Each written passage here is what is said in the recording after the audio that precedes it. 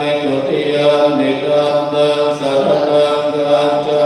มิตุติยามิสังฆังสรณังคัจฉามิตติยามิพุทธังสรณังคัจฉามิตติยามิธัมมังสรณังคัจฉามิตติยามิสังฆังสรณังคัจฉา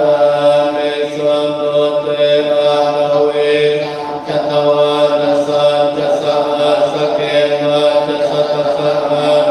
นินามามิศิรสาหันเตสังฆัมมันจะสังฆัมจะกะเรนะนะมามิหังนะมะการะนะมาเวนะหังสัพเพโอมาตเวอเนกาอันตรายปิวินาสันตุอเสสะทวสังโฆเตมัจจมัจจสันจจตเวสติสหัสสะเกนะสัสสะสหัสนินามามิศิรสาหันเตสังฆัมมันจะสังจะอันเรนะนะมามิหังนะมะการะนุภาเวนะหันตวาสัพเพโอมาตเวอเนกอันตรายามินัสสันตุอเสสะทวสังโฆนะโมตัสสะเตอะระหะโตสัมมาสัมพุทธัสสะเวสติสัตตะสหัสสะนิกมามิศิรสาหังธัมมัญจะสังฆัญจะหันเตนะนะมามิหังนะมะการนุภาเวนะหันตวาสัพเพอุมาตเวอเนกาอันตรายามิวินาสันตุอาเสสันโตนะโมอะระหะโตสัมมาสัมพุทธัสสะมะเอนะโมพุทธมัสสะมัสสะสวะคาตาเสวะนิกนะโมมหาสังฆาสาภิวิสุทธสีลเตนะโมมัตตยารัตตสรัตนาตยาสัสสะตุนะโมมะกะเตตาสัตตาสวะโตตยาสติการะมะภาเวนะวิกาจันตุปปัตตวะนะโมรานุภาเวนะสวัสดิโหตุสัมปทานะโมสเตเตนะวิเกมิโหติเตจวะเสวนานะมาบันติกานันจะเสวนาโพจาจะโพจนิยา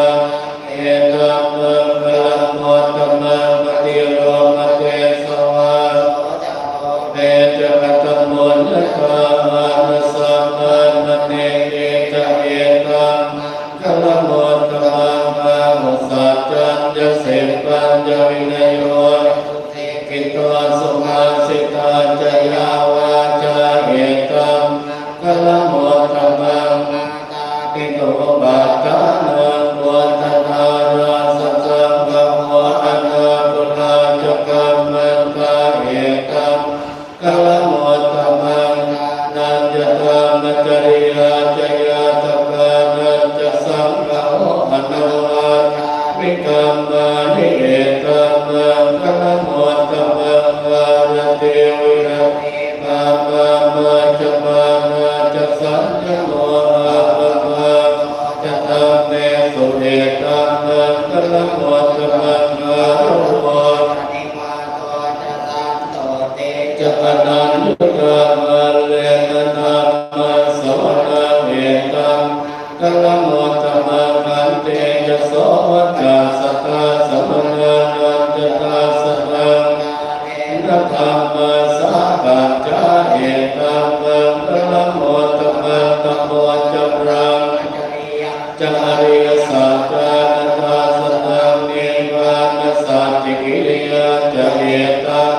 คลังโมตมังโลกัสสโลกตัมเมหิติตังยาสนกังกังวิรจังเขมังเอตัมมังคลังโมตมังเอตาติสานิกาตวากัตตมปราจิตาสัมมาทัสสติกาติตันเตสังฆังคลังโมตมังเตนะมะโนพุทโธอะมะโน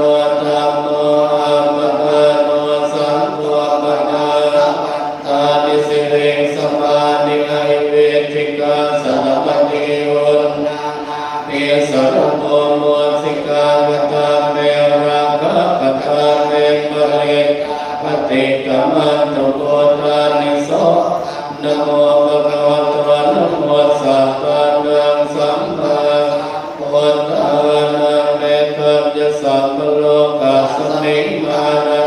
ภาวะเยอมริมานะ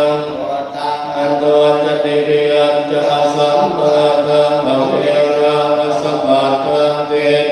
จารานิสิโตวาสยานโนวายาวัตถัสสวิกตเมเอตังสติอติตายรังเมตตาวิหารังอิตมาเตจานุปภาปเสโลวัตสเตตันโนกาเปสุวิเกยเกตังอิจาตุกัสสยาปุระเรเตเตยังกินจิเวตังอิตวามุวาสัพเพสุวายังรัตตังปะเตตังตโนอาทินตาปะเตนะอินทาเมโกเตวัตตังปะเตตังเยนะสัจเจนะสุวัติโหตุกยังวิราคังมะนังปะเต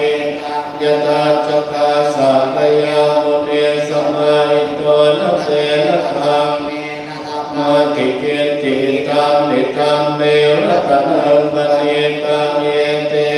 สัจเจนะสุวัติโหตุยังบุญเสโตมะริวันเยสุติงสัมมาทิมานันตริกัง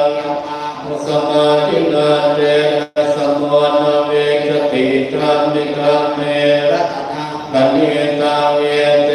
สัจเจนะสุวัติโหตุเยโภคลาอัสสตังมัสสะตาจัตตาริเอตานิโยกานิโหติเตกินายาสุขตาสัสสาวะกายเอเตสุขินานิมหังปะลานิตัมมิสังเกรัตนังปะเยเตนะสัจเจนะสุวัติโหตุเยสมยุตตามนะกาเมนะนิกามิโนโนตมัสสะสนังอิเตปัตติปัตอมตังวิกายราตานุกาเตโกเตโกจัมมาอิทัมมิสังเกรัตนังปะเตตังเยเตสัจเจนะสุวัติโหอันติโลเกเสรคุโนสัจโสจยโนตยาเตนะสัจเจนะกามิสัจจมโนตระวาวะเจตวาธัมมะภลังสเลกวะจินเนสัจมะละมะวาสายสัจกิริยามะกะสหังสันติปะกะอะมาตนะติมานะวันจนะมาตามิตาจเน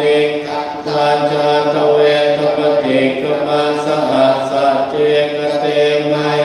มหาปัจจลิโตสิเกวะเจสิโสลังสกรินิโอตังกังปัตตวายะทัสสิกิสัจเจนะเมสมุนาติเรเมสัจจมาระเมตินิมิโสมะวะสัมมุตโตเวชาจรณะสัมปันโนสุขโตโตอนุตตรมุริจตังมัสสารติสัตตะเทวมนุษย์นะโมโตภะคะวะติสวะโตภะคะวะตานะโมเอติโกอะคาลิโกเอหิมัสสิโกอิโกมัจจตังเวทิตาโตเวโยอิสุปฏิปันโนภะคะวะโตสาวกสังโฆชุปฏิปันโนภะคะวะโตสาวกสังโฆยายปฏิปันโนภะคะสังโฆสามีจิปฏิปันโนภะคะวะโตสาวกสังโฆยาปิตังจัตตาริปุริสายุ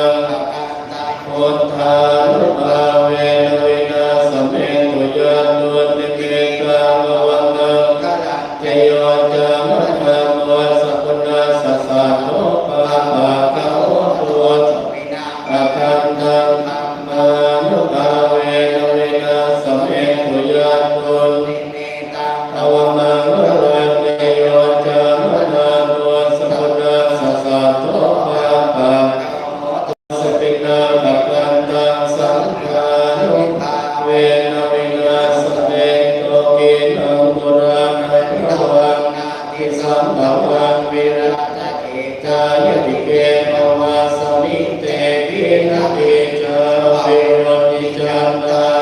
อันติเทรายตายามบกินโกอิจามิสัมเทระตนังมณีตังเยเตนะสัจเจนะสวัสดิโหตุกัปปัตตาจนิทุกขาปัตตาจนิพยาโสกามัตตาจนิโสกาสัมเมนิบานิโนเยกาวตาจังสัมมตังวัญสัมมตังสัมเมเทวังอันตุสัพพะรังอันตุสัมมเทวตาสัมมาสังฆาอาเวนะสัพพะโสติภาวันตุเตนะหัตถยกโมตังปะปะกะหานิวารณะมะริตัสสะนุเวนะอันตวะเตสังอุมาตาเวนะกัตตายะขโมตังปะปะกะหานิวารณะมะริตัสสะนุภาเวนะอันตวะเตสังอุมาตาเวนะกัตตายะขโมตังปะปะกะหานิวารณะภา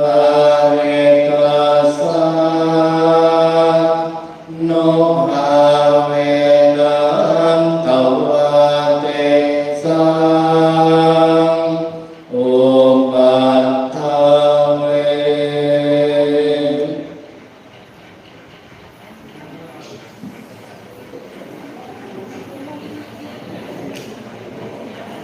นะครับพระพุทธเจ้าก็ได้สวดเจริญพระพุทธมนต์จบนะครับให้เจ้าหน้าที่นะครับเอาได้ออกนะครับเอาได้ออกแล้วก็ลำดับต่อไปก็จะได้ถวายเทียนนะครับเทียนพรรษาพร้อมกระทำปัจจัยของไทยธรรมบทวานนะครับทุกสิ่งทุกอย่างนะครับที่เข้านะครับได้นำมาถวายในมื้อนี้10 ซองหรือ10 ซองพระมี10 รูปนะครับ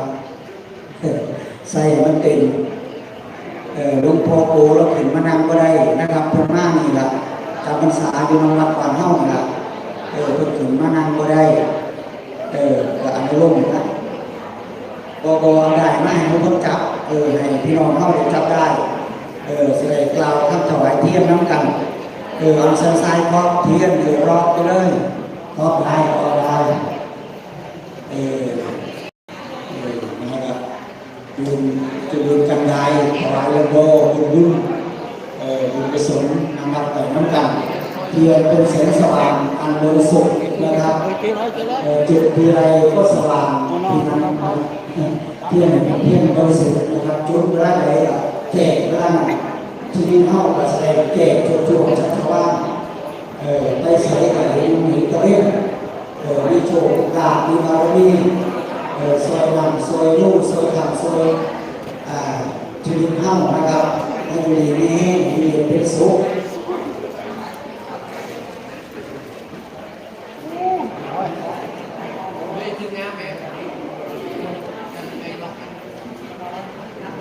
เราทำถวายโจ๊กนะครับถวายชุดแรกสีเหลืองแม่ขาวนะครับแสดงทำแม่ขาวทำแต่ถวายเที่ยงก่อนนะครับเพราะว่าวันนี้มีกิจศรัทธานะครับน้ำเที่ยงมาถวายที่กันไปทำแม่ขาวนั่งดื้อเพราะว่าแม่ขาวทั้งแบบมีบุญกุศลมีส่วนรวมที่กันนะครับและอยู่ข้างนั่งกันมันเป็นเมืองเซนเมืองเย็นมีสัมมาดีนะครับมีอยู่ข้างอยู่ไงนะครับอยู่ไงปีหนึ่งกับซีนี่เรื่องหลักหลายเที่ยงนะครับ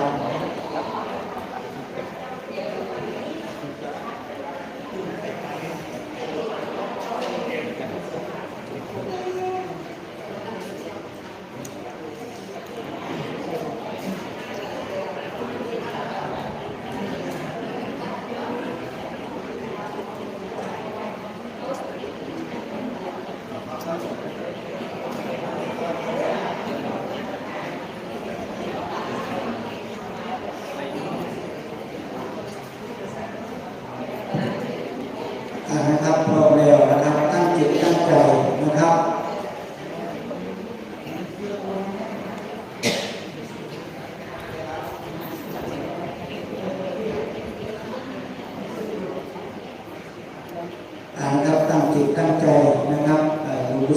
ก่อเกิดต่อที่เราถวายทานอันบริสุทธิ์นะครับพร้อมแล้วนะครับก็ลงมือขึ้นว่านะโมพร้อมกันนะโมตัสสะภะคะวะโตอะระหะโตสัมมาสัมพุทธัสสะนะโมตัสสะภะคะวะโตอะระหะโตสัมมาสัมพุทธัสสะ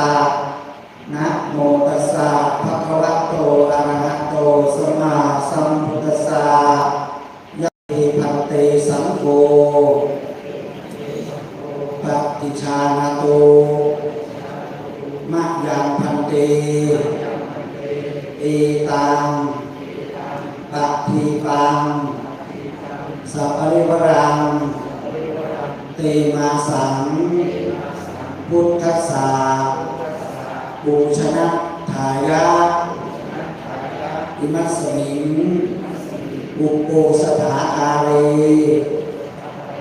นิยาเทมะสาธุโนพันเตอายังเตมาสังพุทธัสสะปูชนะทายาปฏิปทานัสสะอานิสังโสอมหากังเทวะมาตาปิตุอาทีนังจาติยัชนานังทีครตังหิกายะสุขายะสัมวัตตุข้าแต่พระสงฆ์ผู้เจริญขอพระสงฆ์จงรับทราบข้าพระเจ้าทั้งหลายขอน้อมถวายเทียนพรรษาพร้อมกับของบริวารทั้งหลายเหล่านี้